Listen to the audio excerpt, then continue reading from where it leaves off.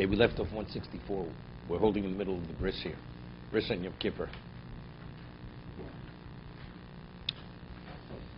Mevorchen al hamila below kos. Normally you have a kos by bris milah. So you have the bris below kos.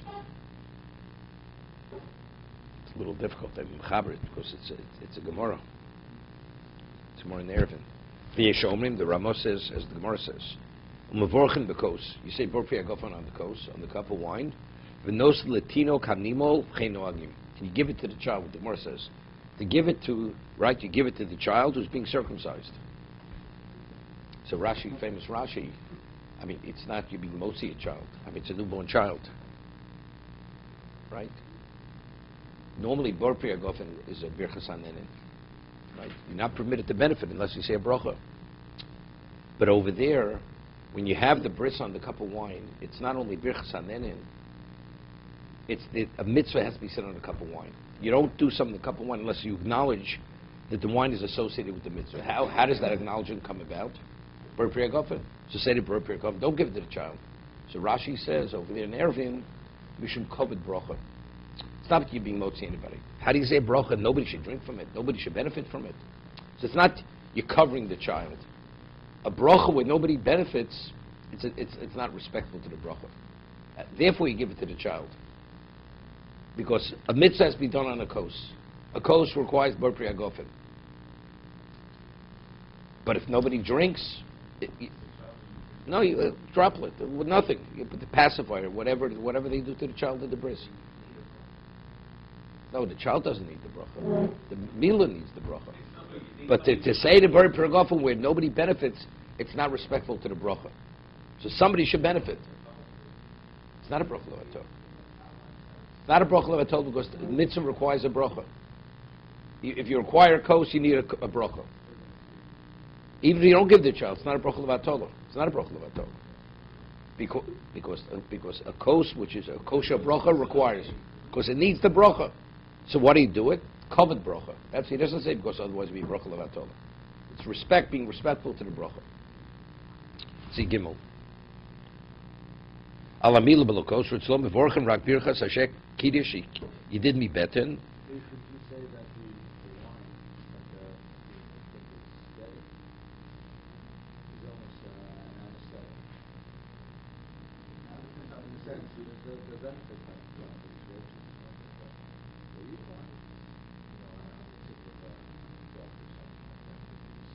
Yeah, but that's to quiet the kid, to quiet the child. No, but there you don't have to give it. The regular bris, the person who said the bor pri agofan drinks the wine. I'm telling Yom Kippur, I'm telling you what Rashi says. I'm going what Rashi says. The mechaber says no. On Yom Kippur you don't have a cup. You have the bris without a kos. Right? I don't know. The Gemara, no, there is no other opinion. I don't know. We'll see. You're not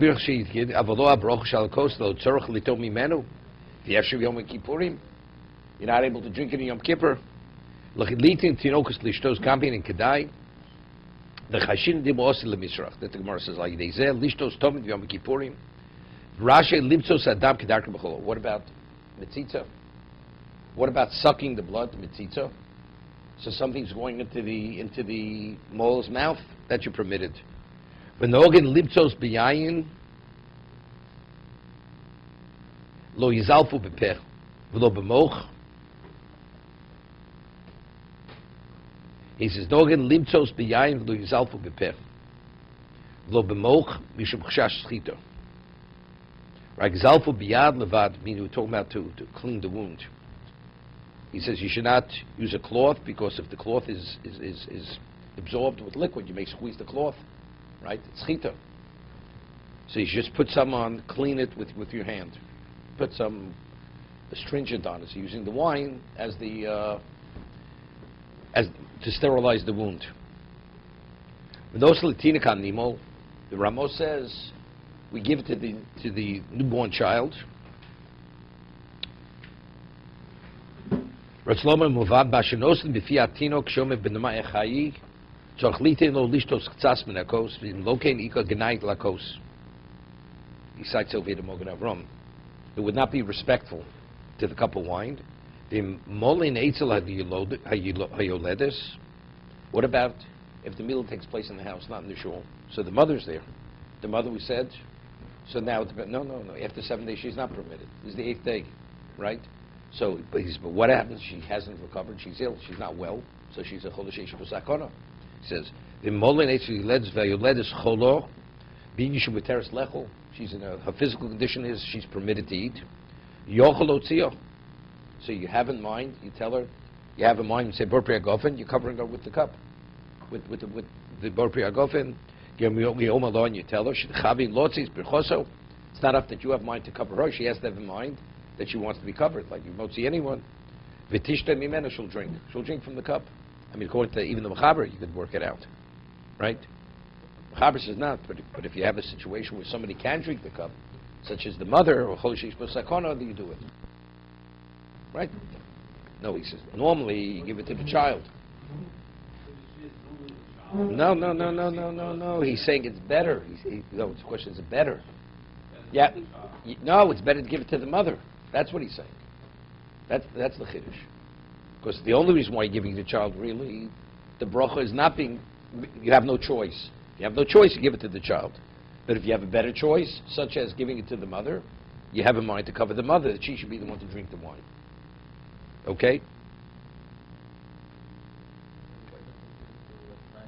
No, sir, the Gemara says, of course, Osil L'Mizrach. Osil L'Mizrach. Because if a child would, because the child, as he grows up, says, I remember when I was a child, they gave me to drink the wine. Now, so he's already conditioning. It's negative conditioning. Chinuch, you have to teach him how to bathe properly. And you have to eat where he has to eat to sustain himself. Okay, that he has to eat. But why give him the wine? He doesn't have to drink the wine. Evidently, he's permitted. So he's permitted, although it wasn't a necessity. So when he becomes an adult, he's permitted to do many things.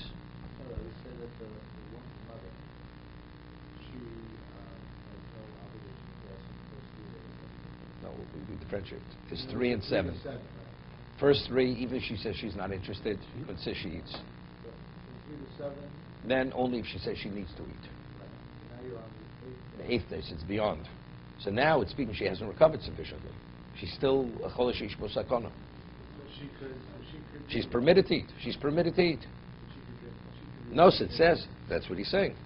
It's better, the child is because you have no choice. But if you have a better choice, what would a better choice be? Factually, if the mother is not well, and she's permitted to eat, so you tell her, I'm going to be motziu, she should have in mind to be yotzu the Bor Pri HaGofen. That's the way we should conduct ourselves. Depends what the situation is. Under a shear. Well, she does drink under a shear, less than a shear. Okay, Dalit. The Musaf. Omishlich tzibur seder ha'avoda. Right, we have the avoda. It's a reenactment of the avoda. Hagor v'nogim lipol apneim. Right, we fall down on our faces, literally. It's not full prostration. We're on our knees and we put our heads to the ground. Shomrim b'hakor v'om gam bolein l'shabeach. Right, anachnu korim u'mishtachvim u'modim. You're on your knees, then you put your head to the ground. What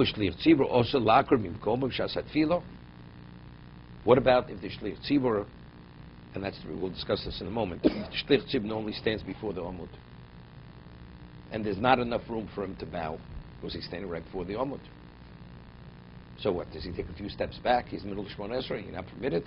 So he says you should not bow. You should not bow. He's not permitted to step out of the Shemona Esrei. No, jump forward. What about if they lifted him up and carried him back? You're not permitted. You're not permitted to leave the location that you're saying the Shemona Esrei. So the way they do it, they have the omud, and then they put a stender between the shlich tzibur and the omud. So the stender, the width of the stender, there's enough space that when you remove it, he could bow. And when he stands, then they help him back up, then they put the stender back. For whatever reason, you have to do it. Not for whatever reason. There are times where it's justified. Right, okay. You're not speaking. No, but you're not permitted to leave your location. L'chatchila, you're not permitted, unless you are permitted. Now, what is something which allows you to leave your location? Bowing here is not a sufficient reason to leave your location. That's what he's saying. This is not enough of a reason. I have something else. He didn't even realize. He didn't intentionally leave his location. Right? That's the way he was mispalim. That's the way he davened. No, not true. Not true. The Edith then will be on the room and move the bima where he's diving from forward, so you bring it down and bring it back. If not, many Chazal, they balance it and jump back. Absolutely. And if he's an old man, he can't jump. When the president says jump, the chazan jumps. Feet together. Okay. אבל שיבה also לקום ממקומו בשעת תפילו כדי ליפול לפניו. יש למחוס ביד האוסם קיין. And the ones who do move out of location, they should be criticized. It should be protested. It shouldn't be allowed. Because it's the wrong thing. There's halacha, hilchos tefillah, that let's say you're in the middle of Shemona Esrei and something disturbs you. And you can't continue. And you have to change your location. Whatever's disturbing you, you're permitted to leave your location and go somewhere else, to walk out of the Shemona Esrei. Because there you can't continue. Here the question is bowing sufficient reason to leave your location? That the Ramo says, it's not enough of a reason to leave your location. I remember many years ago, it was middle of Shemona Esrei, I was out of town, and my oldest son was a little boy then. Maybe he was a year old. Sitting on the bench, saying Shemona Esrei, and he has a sitter. He starts tearing out one page after another out of the sitter. In the middle of Shemona Esrei. So of course I stepped out immediately, took the sitter away from him. Okay, so if it's something which is important enough, you step out. Otherwise, you're not permitted to step out. Okay, let's see, Dalit. Not a hefsek. Even if a person steps, it's not a hefsek. I mean, there's halach in the Gemara in Shulchan Aruch. Let's say a person is traveling, and you can't stay in the same location. You permitted to say to Shemona Esrei when you're walking. You have no choice. What are you supposed to do? Otherwise, you're not going to say to Shemona Esrei. A car, you stationary.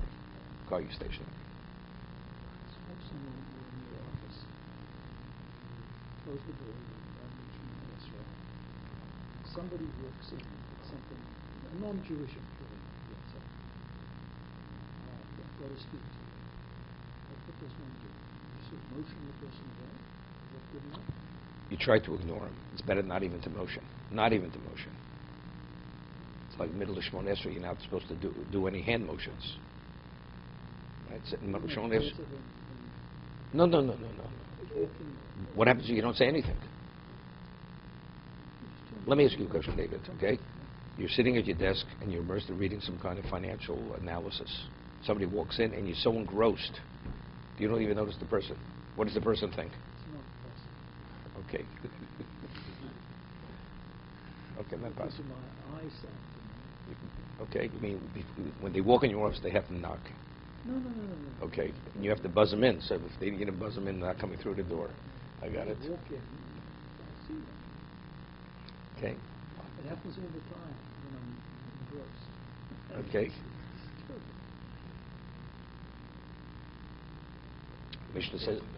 The Mishnah says in Brachos, person's in the middle of Shemona Esrei. I feel nochush korach al akevo. You have a snake wrapped around your heel. We're not talking about a poisonous snake. You're not permitted to interrupt the Shemona Esrei. Not even to take the snake off your heel. No, Shemona Esrei. This is the Shemona Esrei, not Kedusha. So what happens if an employee comes in, well, you're the boss, and you can fire them any time you want. You may have to pay unemployment insurance. Right? It's not a question covered up Brios. The Gemara tells of her story. I think it was Amram Chasida. And he was in the middle of Shemona Esrei. And a knight in armor comes by and dismounts. And he stands next to him. And the person, Rav Amram Chasida, is in the middle of Shemona Esrei, doesn't acknowledge a knight. You know what it means not to acknowledge a knight? He became infuriated. He was about to decapitate him. That's how infuriated he was. He figured, you know something? He decapitates him, he's not even going to realize why he's killing him. He's going to wait till whatever he's doing, he finishes. Then he'll tell him exactly why he's going to kill him. So he waits for him to finish the Shemon Esrei. He says to him, he says, I'm going to kill you. He says, why? Do you realize the level of disrespect you have? Here, I'm a knight. You don't acknowledge me? So he says, I want to ask you a question. Before you kill me, I want to ask you a question. If you'd be speaking to the king, and you would come within the proximity of the conversation between the subject and the king, and the subject of the king would acknowledge you, what does that person deserve? He says he deserves to be killed. It's a disrespect to the king, regardless of who I am. He's the king. He says, I was engaged in a conversation with the king, with the creator. He says, if that's the case, it's okay. Got back on his horse, went off. Okay? Chovot HaBrios. But when you want to reprimand your employee, when you get upset enough, what about Chovot HaBrios? Okay?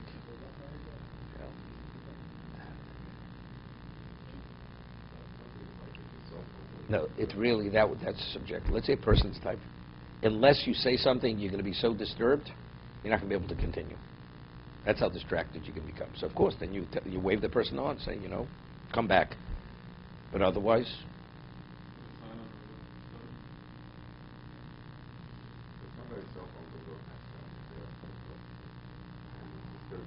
of course you shut it off. Of course you shut it off. Even if it's in your briefcase at the other end of the shul.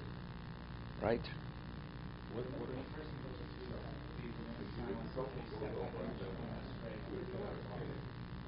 No, wherever he is, he continues there. So say it there, wherever he's shutting it off. Unless if he can't say it over there, he may not be able to say it there.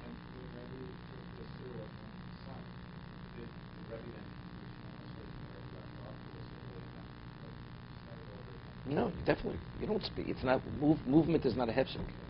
It's not a hefsek. Speaking is a hefsek.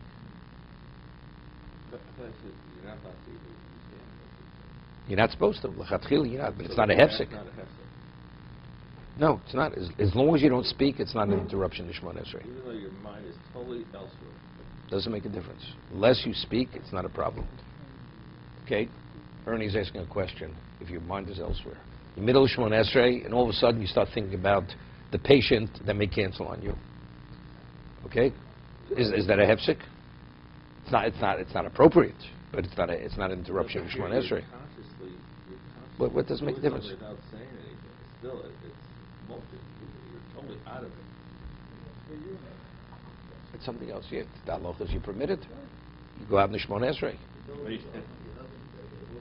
then you start from where you continue from where you left off. Definitely. Okay?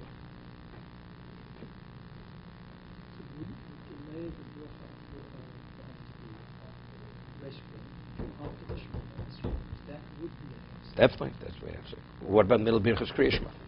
Forget about Shema. You go out in middle birchas kriyishma, a person has to go out, do whatever, urinate, do his bodily functions. And he comes back, and the interruption wasn't enough that he could have completed all the birchas kriyishma. Right? What's the halacha? Do you say Asher Yotzar when you come back? No, you have to wait till after Shemon Esrei to say Asher Yotzar. What about middle psukim zimra? Middle psukim zimra, you say the Asher Yotzar. Okay?